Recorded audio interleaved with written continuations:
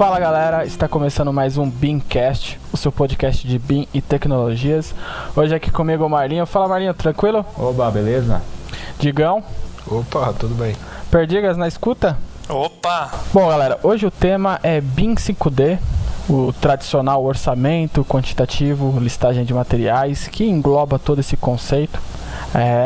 Comentaremos como era feito o método antigo, como que é feito dentro do nosso conceito BIM, a evolução, a configuração que tem que ser feita, o agregado de informações que você pode extrair a partir de um projeto pré-configurado com as famílias adequadas.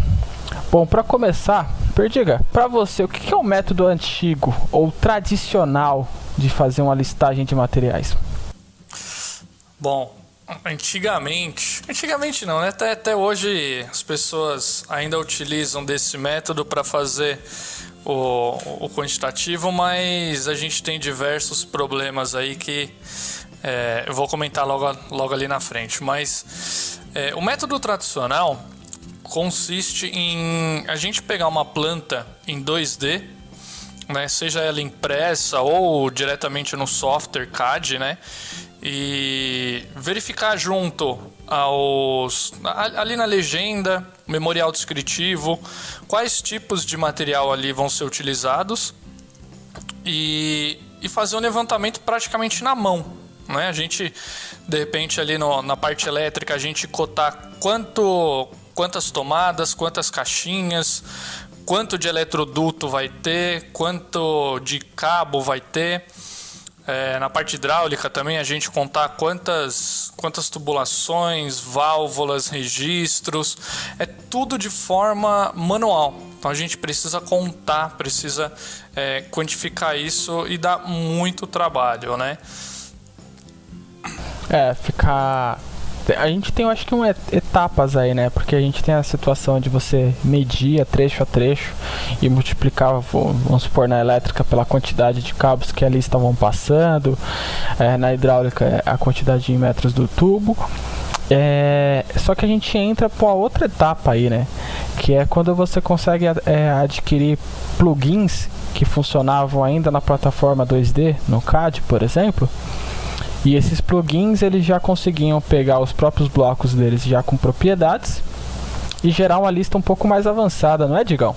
É isso mesmo, né? Quando a gente, até você pode lembrar, né? Quando a gente trabalhava lá na Múltiplos, tinha os softwares, né? BIM, só que no 2D, né? Que eles falavam lá, que era o Pro Hidráulica, Pro Elétrica, enfim, esses softwares. Que aí você fazia a instalação toda em 2D, né? E aí o próprio software, né, o próprio plugin do AutoCAD, ele entendia os materiais, as propriedades daquilo, né, e já lançava uma lista de material quantitativo daquilo que você desenhou. E eu lembro que quando a gente trabalhava lá, ele fazia as apresentações dos softwares naquelas feiras, né, por exemplo a FEICOM. O que mais impressionava assim os clientes, né, quem ia ver as demonstrações que a gente fazia, o que mais impressionava é a lista do material. A gente fazia toda a instalação assim, né, toda a instalação não, né, vamos dizer que a gente fazia uma instalação de um banheiro em isométrico ou em 3D, enfim, colocava tudo e depois gerava uma lista de material assim, tipo em segundos. Nossa, o cliente ficava assim, como assim, cara? Sabe, era impressionante, porque não tinha muito isso, né? Na verdade não tem, não era o cotidiano do projetista, por exemplo, fazer um orçamento, né? Ele mandava para alguém fazer o orçamento, ou então ele tinha que sentar ali uma semana e tirar o orçamento, quebrar a cabeça, e às vezes não saía, né, muito bem, não saía certo, né? Então justamente corria o risco de tá muito errado. E aí, quando chegasse lá na frente, o orçamento, né, vamos dizer assim, o preço daquilo seria, sei lá, o dobro ou 50% a mais, enfim. Levando em consideração também que, assim, o tempo de trabalho é muito maior, porque, primeiro, o cara ele vai tirar uma lista de material para depois bater esses dados junto com uma lista de orçamento, seja a SINAP, por exemplo, né, para poder um TCPO, para poder ter o quantitativo, né, ter o orçamento, ter ali o valor real de quanto vai custar aquilo, né? Então, imagina o tempo que ele perde fazendo isso, né? Isso mesmo. E nesses softwares, ainda em CAD, né, ele tinha a opção de você gerar um quantitativo só, e tinha também a opção de você gerar um orçamento, né, que é orçamento sintético, né, que é a função lá. Que aí você poderia linkar essa tabela Excel da Synapse, CPO, enfim, do tipo do material que você tem lá com os preços, linkar isso com as famílias, né, vamos dizer assim, com os bloquinhos lá do CAD, e aí ele dava também um orçamento para você, preço realmente da sua instalação. Então, cara, isso brilhava os olhos do cliente, só essa parte assim. Esse ponto que o Rodrigo comentou é interessante porque esse processo do link era feito por um código. O código da planilha, seja TCPO, Synapse, qualquer uma que fosse, né, tinha que ser o mesmo código colocado lá no bloco do CAD daquela família em si. E é interessante porque a gente vai começar a entrar no BIM ali ainda, porque o que acontece? Esses blocos, a gente criava uma configuração interna onde a gente adicionava mais alguns complementos. Então, por exemplo, aquela caixa 4x2, eu poderia dizer que ela tinha um plug da tomada, eu poderia dizer que ela tem um espelho, e eu poderia colocar mais alguma informação, mais algum complemento interno dentro daquela configuração daquele bloco que sairia junto na listagem de materiais. Lista, né? É a peça e acessórios, né? Isso. Você poderia incluir. Exatamente. Então você tinha muitos acessórios que você conseguiria incluir em cada bloco ali do CAD e aí você já consegue linkar alguns quantitativos.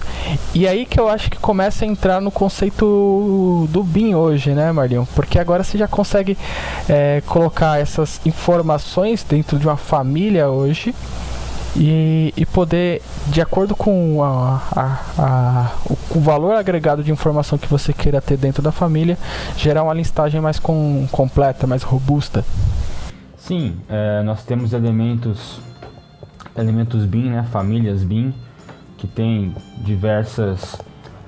tem quantidades variadas, né, de informações. Algumas famílias são mais simples, mais cruas, vamos dizer assim, com informações mais elementares. Outras famílias têm parâmetros, têm campos para preenchimento um pouco mais completos, até de alguns conceitos complementares de projetos, né? Mas, de qualquer forma, a extração de quantitativos, independente da quantidade de parâmetros de informações que tem ali, né? O objetivo é você contar quantos tem e conseguir extrair isso. E nos softwares BIM de modelagem isso é feito no estalar de dedos, literalmente. Agora eu fico imaginando, né? A gente trabalhando num software de modelagem BIM, um software para fazer um projeto, a gente consegue... enquanto você está fazendo o projeto, já tem uma lista sendo gerada. Eu fico imaginando o pobre coitado condenado que ficava semanas ali, dias, uma semana, 2 semanas, conferindo o memorial descritivo, conferindo planta, para poder extrair um quantitativo que muitas vezes sai errado ainda, cara. E hoje a gente, no instalar de dedo, ao mesmo tempo, no instalar de dedo já sai com assertividade ainda. Você vê a diferença, né? A discrepância é muito grande. Eu lembro de um orçamento que me passaram para gerar o quantitativo dele, né? Era de uma obra que já tinha sido feito o projeto elétrico e eles queriam saber o quantitativo de materiais porque uma outra empresa iria fazer a execução. Então ela iria cotar, comprar os materiais e fazer a execução da obra. E era um SESC gigantesco. E eu, justamente na época, usei a ferramenta do Proelétrica para transformar tudo que estava dentro do projeto para elementos do Proelétrica, para ser capaz de identificar esses elementos pela ferramenta que otimizava um pouco mais esse processo. Realmente é complexo. Agora, só entrando no assunto aqui legal, que vocês entraram, é sobre a indústria 4.0, sabe? Que fala que as máquinas vão tomar algumas profissões, né, do homem. E assim, é importante a gente frisar que esse trabalho do orçamentista, né, que ele ficava dias, semanas, né, ele não vai ser escasso, sabe? Tipo, ele não vai sair da linha de produção. Não quer dizer que agora ele vai perder o trabalho dele. Não, na verdade a pressão vai acabar, né? Dele, né? Sobre em cima daquele orçamento. E aí ele vai conseguir se preocupar com os detalhes que realmente importam na obra, sabe? Não as pequenas coisinhas, né? Ele vai poder tirar um quantitativo, né? O pessoal vai poder dar um quantitativo para ele, e aí ele vai poder só conferir aquele quantitativo, né? Bater um checklist de olho e se preocupar em outras coisas que talvez não deu para tirar lá do projeto, né? Alguma coisa do tipo. Acho que é importante a gente frisar isso. E aí é meio que a gente funciona da seguinte forma, né? A gente perde uma profissão e ganha outra, né? O mundo moderno, nesse caso não especificadamente, né? Nesse caso, em geral, o cara só perdeu uma, só deixou de... porque ele vai conseguir dar mais atenção em outra. Mas aí entra num ponto interessante, que é o seguinte: ele vai receber essa lista de quantidades, mas quais as informações que vão estar dentro dessa lista? Isso é muito importante quando a gente fala no método BIM, porque isso está muito atrelado a 2 pontos: o padrão interno de quem vai gerar aquela lista, ou o padrão solicitado em contrato por algum cliente, não é, Marlon? Sim, como eu comentei, né, independente dessa quantidade de informações, não é uma restrição, não é uma dificuldade, né, não é empecilho para conseguir executar, né, desfrutar do que a ferramenta oferece. Mas de qualquer forma, sim, existem padrões distintos no mercado, né, às vezes cada cliente tem um padrão diferente, além dos padrões assim que tem de preço, né. Então o cliente tem um padrão lá de formatação de planilha, tem o preço que vai pegar de tal lugar, às vezes é uma coisa regional, enfim, depende da localização também do projeto, né, da obra. E também tem o padrão da empresa, né, e dependendo do contrato precisa fazer uma adaptação nas famílias para poder atender a demanda de informação. E aí precisa muitas vezes eventualmente criar parâmetros, né, específicos nas famílias para poder preencher com informação X, por exemplo. Se um determinado projeto, o cliente quer separar por áreas aquele projeto, áreas e sub-áreas, por exemplo, e quer exibir isso no quantitativo porque ele quer saber quanto ele vai gastar dentro de cada área, e você precisa colocar lá uma informação de qual área pertence aquele elemento, né? E aí você consegue fazer esse filtro. Só um exemplo, mas isso não é um empecilho assim, nossa, vou perder muito tempo com isso. Não, você pode criar só um parâmetro de projeto e aplicar em todo mundo e preencher no projeto direto. Nem precisa editar a família, entendeu? Então tem várias formas de agir, várias formas de colocar em execução a tarefa, o trabalho todo. Independente dessa variação, funciona bem para todo mundo. Ô Marlon, só uma pergunta, né? Acho que não é só o Elias perguntar, não. Eu também tenho o direito de perguntar. É só o Revit que faz isso? Tem algum outro software que consegue fazer essa padronização? Todo software de modelagem BIM extrai quantidades. A gente está falando de Revit, ArchiCAD, Vectorworks, o QI Builder, e além do próprio Navisworks, por exemplo, né, que também extrai quantidades dos elementos do modelo. Então, todo o software de modelagem e também os softwares de gestão de projeto, dá para dizer assim, né? Os softwares que montam o modelo federado também dá para extrair lista de quantidade.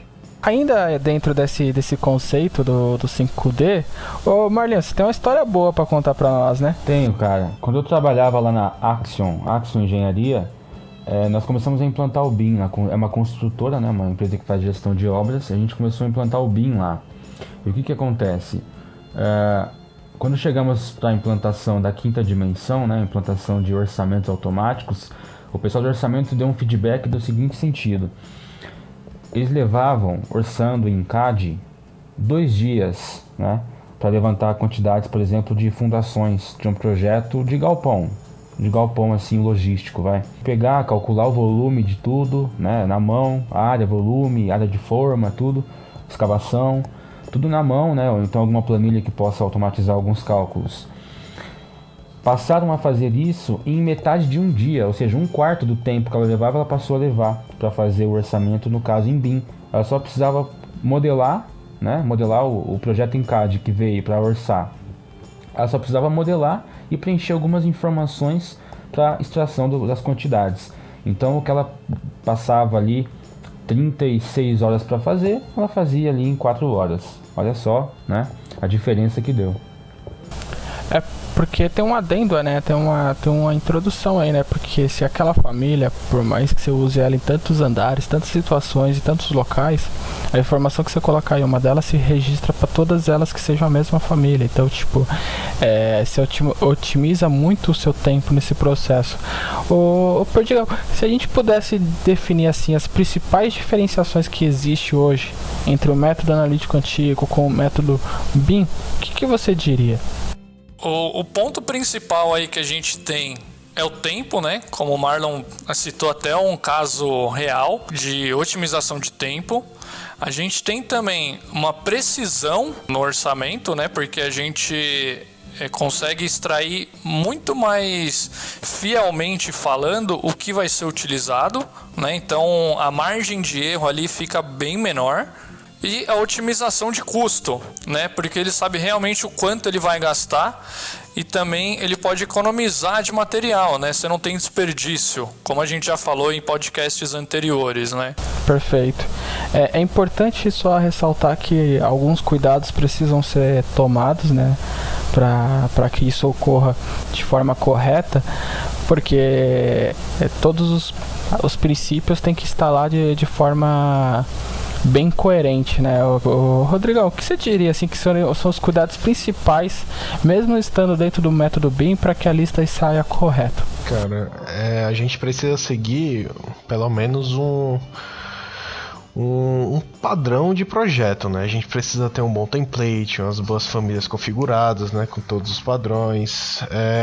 Tem muito template quimera, né? Que a gente vê por aí, que é tipo, pega de vários fabricantes, vários lugares, vários sites, vai compondo ali seu template, e aí quando você vai tirar uma lista do material, os parâmetros vêm todos cagados, às vezes não tem, né, o parâmetro. Então a gente precisa tomar muito esse cuidado de quando for criar um template para trabalhar, que você consiga fazer os parâmetros, né, de acordo com o que você queira trabalhar ou com o cliente exige, né. Até para ficar mais sucinto, né? É como, por exemplo, pegarmos duas famílias de conexão. Elas têm um parâmetro de descrição que não é default do Revit. E na minha listagem, nenhuma delas vai sair com a descrição correta se eu não introduzir um parâmetro correto lá de descrição em ambas as famílias, porque vem com outras configurações, com outros parâmetros, e como a gente já citou anteriormente, né, o nosso TXT de parâmetros compartilhados, ele é único, e se não for o mesmo, não conseguimos fazer essa extração correta das informações das famílias, e assim consequentemente o nosso orçamento. E a informação, né? A informação que é a alma do modelo BIM. A gente começa a falar um pouco mais sobre biblioteca de famílias, né? Biblioteca de elementos BIM. E aí a gente consegue essa padronização que o Rodrigo citou. Até o ponto no qual eu sei exatamente que tipo de parâmetro vai ter numa família quando eu for inserir no projeto. Então, assim, quando você padroniza a informação, ou seja, você padroniza as informações que estão numa biblioteca de famílias para usar exclusivamente aquelas famílias no projeto, acabou o seu programa. E vale lembrar que até quando eu ainda estudava, eu li um TCC, né, para fazer a minha apresentação também no TCC. Eu li um estudo sobre o BIM e as tecnologias. E nesse estudo, que agora eu não lembro, mas o nome do tema lá e do mestrado, e de quem fez. Mas quando eu li, ele meio que ele tinha uma proposta de tornar isso padrão no ANBR, por exemplo, de BIM, entendeu? Que todas as famílias que forem criadas, né, enfim, tudo fosse criado com um padrão de parâmetros mínimos, vamos dizer assim, né? Então, para essa biblioteca ser igual para todo mundo, entendeu? E isso eu acho muito legal.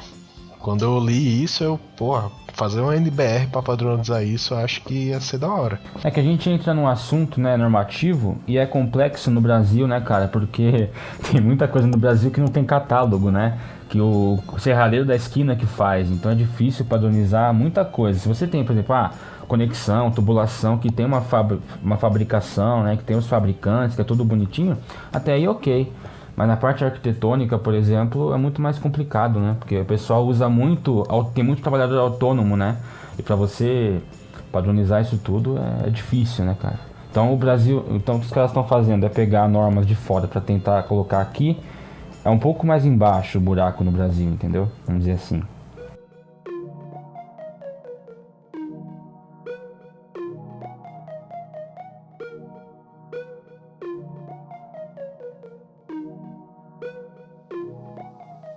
Bom, galera, então é isso.